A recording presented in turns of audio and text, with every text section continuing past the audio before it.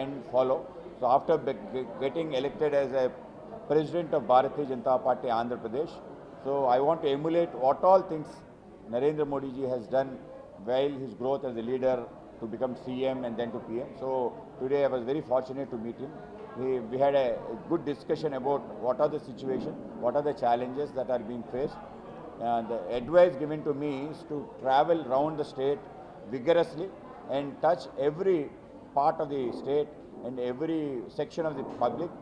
Apart from that, put some interest on localized activity.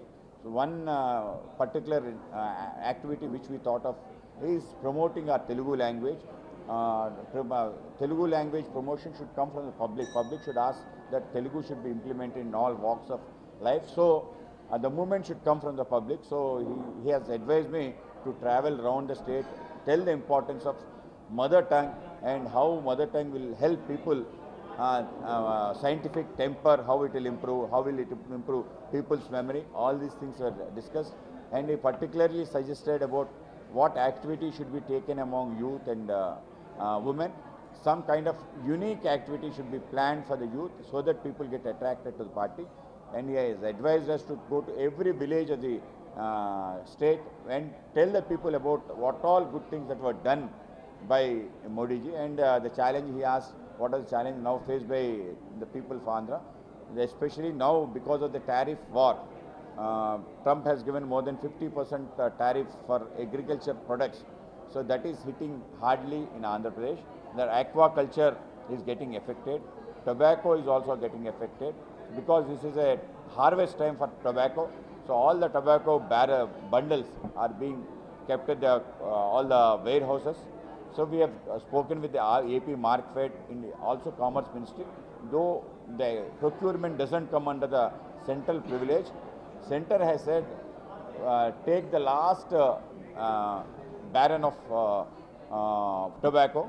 The government has issued that they'll procure all the tobacco that is being cultured and harvested. And we have advised, the Agriculture Minister has advised not to go for tobacco for next year. Alternative crops should be looked at. Demand in the world should be looked at, and alternative crops should be taken up in a big way. So we are also pushing for the farmers to take up alternative farming, not just tobacco or something which is high demand in the market. So that way things are going forward.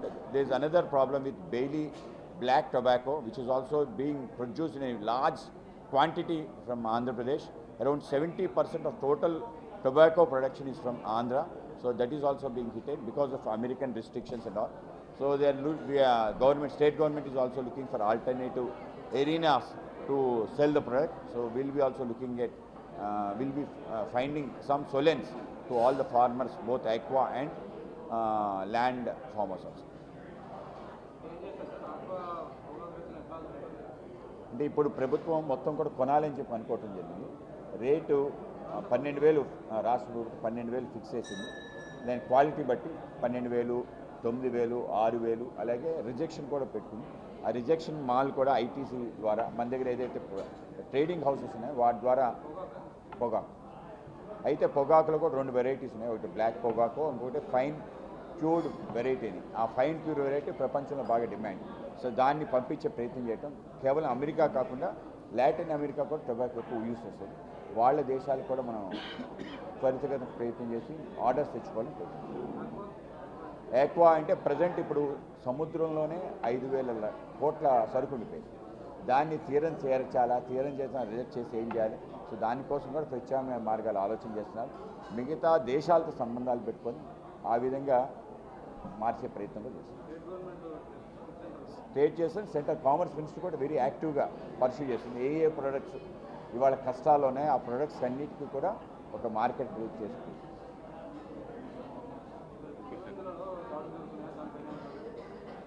మీరు జరగటం లేదనుకో, మీరు జరుగుతున్నాయి అనుకుంటున్నారు. ఎవరైతే నేరం చేస్తారో, ఎవరైతే పక్కదారి పట్టించే ప్రయత్నం చేస్తారో, ముఖ్యంగా ప్రభుత్వ అధికారులపై ఇష్టానుసారం మాట్లాడతారో, మేము 4 సంవత్సరాలతో అధికారం వస్తాం, మీ అంతు తేలుస్తా అని చెప్పి ఎవరైతే మాట్లాడుతున్నారో వాళ్ళపైనే శిక్ష ఉంటుంది. ఓకే, అందరూ కూడా విల్ జాయిన్ ఫర్ లంచ్.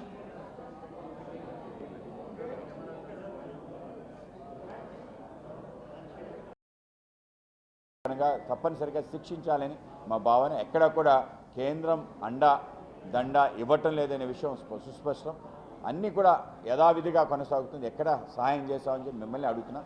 ఆ విధంగా వైసీపీ సంబంధించిన అంశంలో రాజీ లేని పోరాటం భారతీయ జనతా పార్టీ ఆంధ్రప్రదేశ్లో చేస్తుంది. అమరావతిలో కేంద్ర సంస్థలకు 4 కోట్ల కేటాయిస్తే ప్రైవేట్ విద్యా సంస్థలకు 50 లక్షలు తెచ్చింది. ఇందులో పెద్ద స్కామ్ జరిగిందని టీడీపీ మాజీ మంత్రి ఒకే శోభన చూశారు. ఇవి ఏవైతే ప్లాట్ల అలాట్మెంట్ సిస్టమ్ ఏదైతుందో కొంత పారదర్శకంగా సిఆర్డీఏ యాక్ట్ ఉన్న సందర్భంలోనే గతంలో జరగటం జరిగింది. అన్నిటికీ ఒక కమిటీ వేయటం జరిగింది. జీఓఎంతో పాటు కూడా ఒక హై లెవెల్ కమిటీ వేసి ఎవరికి ఏ విధంగా వాళ్ళు అర్జీ పెట్టారో దానికి అనుగుణంగా ప్లాట్ అలాట్ చేయటం, వాటికి ధర డిసైడ్ చేయడం జరిగింది. ఎక్కడైనా ఇటువంటి ఆరోపణలు వేస్తే దానికి కూడా సమాధానం ప్రభుత్వం చెప్పింది. తప్పనిసరిగా ఎవరికైతే అర్హులు ఉన్నారో వాళ్ళందరికీ అలాట్ చేయడం జరుగుతుంది. కేంద్ర ప్రభుత్వ సంస్థలు ఆర్బీఐ లాంటివి ఈ సంస్థలకు సంబంధించిన అలాట్మెంటు దానికి ఒక క్రైటీరియా ఉంది. కొందరు డబ్బులు పే చేస్తున్నారు, కొందరు లీజ్ పే తీసుకుంటున్నారు. ఆ విధంగా ఏదైతే లీజ్ పే తీసుకున్నారో ఒక రేటు, ఒకటైతే కంప్లీట్ ట్రాన్స్ఫర్ వాళ్ళ పేరు మీదే చేసుకుంటే ఒక రేటు, ఆ విధంగా డిసైడ్ చేశారు. లొకేషన్ వైజ్గా కూడా కొన్ని చోట్ల వాళ్ళకి ఏదైతే సీడ్ యాక్సెస్ రోడ్ ఉందో దాని పక్కనే కావాలని, ఏదైతే ప్రైమ్ లొకేషన్లో కావాలన్నా దాని ప్రకారం వ్యత్యాసం ఉంది తప్ప కొన్నిటికి ఎక్కువ పెట్టేసి కొన్నిటికి తక్కువ పెట్టేసింది కాదు.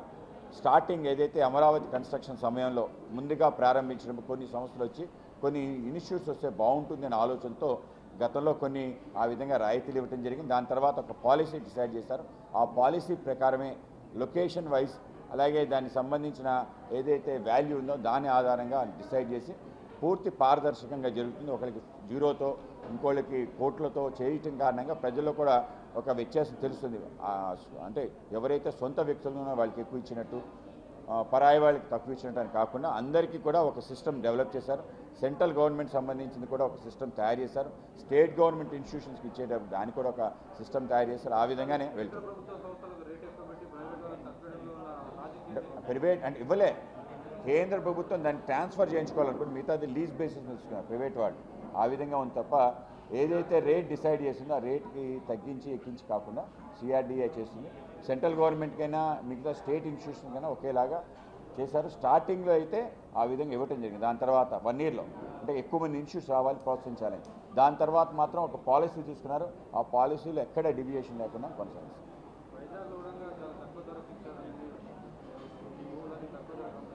అంటే ఇవన్నీ కూడా ఈజ్ ఆఫ్ డూయింగ్ బిజినెస్లో అలాగే మన ఐటీ పాలసీ ఏదైతుందో అది చాలా the best policy entire country.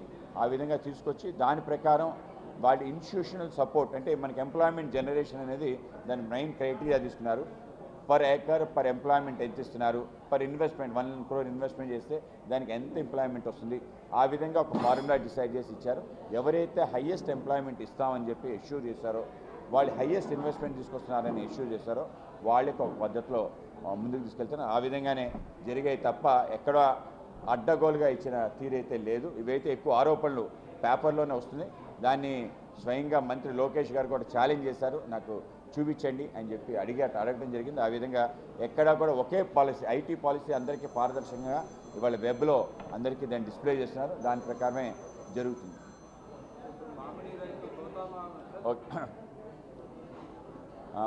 Today I'm very fortunate to meet our leader and our Honorable Prime Minister Shri Narendra Modi ji. So for every one of us is a leader to whom